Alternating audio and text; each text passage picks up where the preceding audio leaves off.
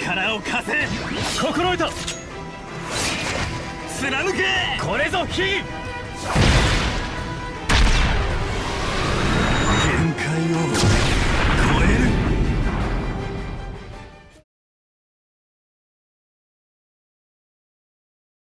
Hey there, my name is Alex, I am the Silver Mont, and this is my review of Oninaki, played on PC. Disclaimer time, I received a Steam key for this game from Square Enix for review purposes. There was no monetary compensation involved. Why did I take the key and agree to review the game though? Two of my friends played the demo and they told me good things, so when they asked if I wanted to review it, I said, sure, sounds good to me.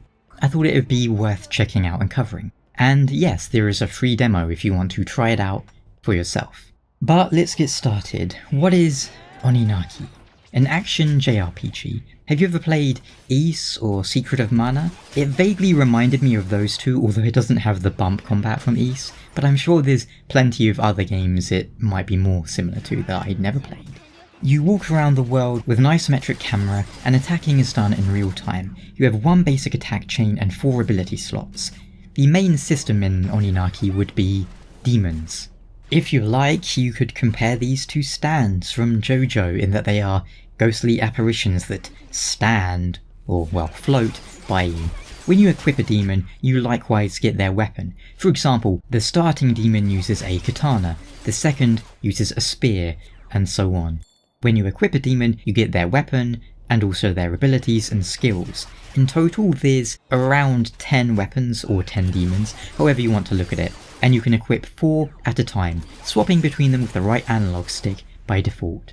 And as you play through the game, you'll get new weapons for your demons. For example, you'll get new and better katanas for the first demon. There's also an alchemist who can transmute and upgrade weapons for you, and there are stones that you can equip to your weapons to make them more powerful, with effects like deal more damage to small enemies or to large enemies, increase your defense, you get the idea. Whilst individually they do not play a large role in the story, each demon has a backstory that you can unlock to learn more about them, and also unlock more of their skills in the process. As you fight, you will level up and get stronger, and depending on the demon you have equipped, you will also unlock an upgrade point for them as you fight, so you can work your way through their skill tree. This encourages you to swap on the regular, so that you can get skills for more than just your favourite. For example, if you're using the katana demon, you'll get katana stones that you use to get them new skills, whereas you would need spear stones for the second demon. However, you'll also obtain null stones from side quests and treasure that are universal skill points. They can be used on any demon. So if you get a new one late into the game, you'll probably have some null stones that you can use to upgrade them a little bit right away. 2 more gameplay mechanics in play here are the 2-world system and manifestation. The latter, manifesting, is very simple. As you fight, you'll build up a meter.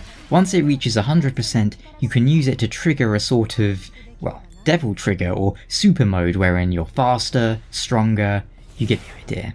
If you keep building the meter before activating it, you'll gain more offense, but also take more damage, and the meter caps out at 200%.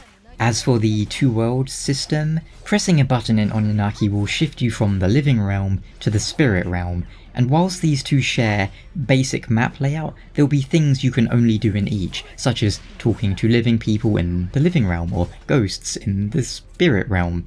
They'll also have their own enemies. In a way, you could say you go through a map and then you go through it again in the spirit realm. Only thing is, if you just enter the spirit realm immediately, everything will be pitch black and any attack will one-shot you. To remedy this, you have to find a special enemy in the living realm which is called a sight stealer, I believe, and killing this will open up the map for the spirit realm, giving you access to it, meaning you won't be one-hit.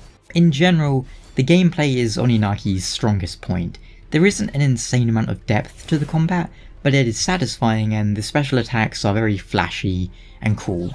Some are very fun to use as well. I played on the game's standard difficulty and I don't think I died once during the whole thing, so if you like a bit more challenge from the game, you might want to start on the hardest difficulty, and likewise there's an easier difficulty if you're just there for the story or whatever. But speaking of the story, well, that's an interesting point.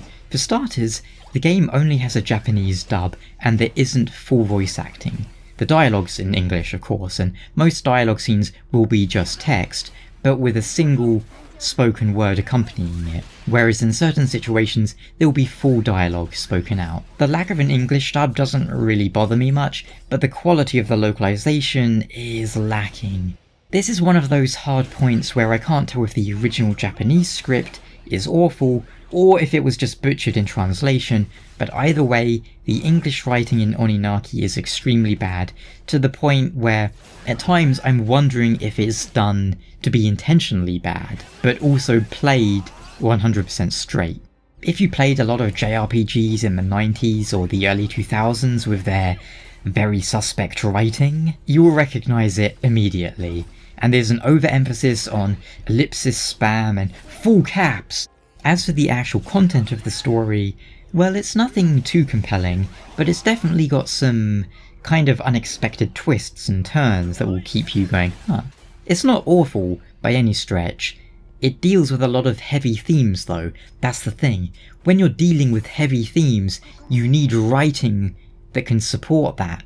Otherwise it comes across bizarre, frankly. There's also a slight disparity between the game's themes and its visuals, which are borderline, what would you call it, like chibi? Which makes it a stark contrast when you have people talking about death cults and suicide and whatnot. But mostly it's the writing itself that lets it down. Overall, the game's story is fine, writing's comical. Visual style, whilst very simple and blocky or chibi, there's a lot of nice 2D art in the game, if you're into that.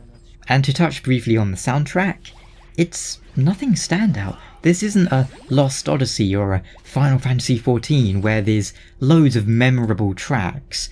As a matter of fact, I can't really remember any of the music in Oninaki. If I had to make a comparison, I would compare it with the Marvel movies, funnily enough.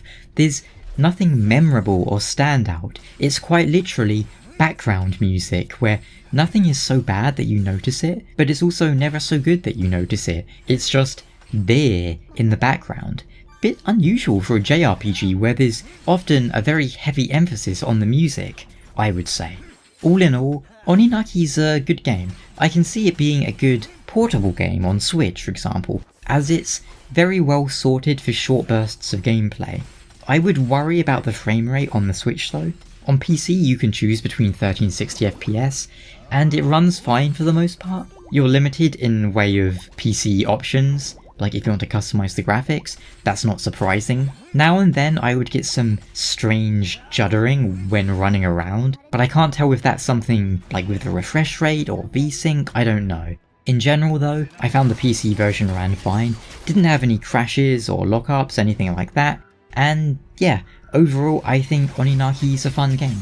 If you're looking for a straightforward action JRPG, this could be the one for you.